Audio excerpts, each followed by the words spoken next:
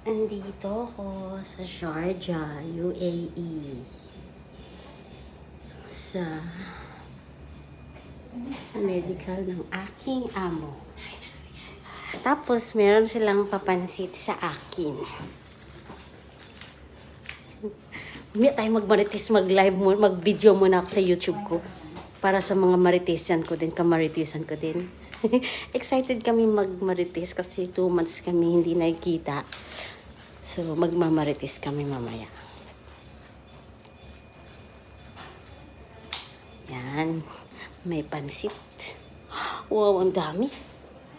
Ang ganda, di ba?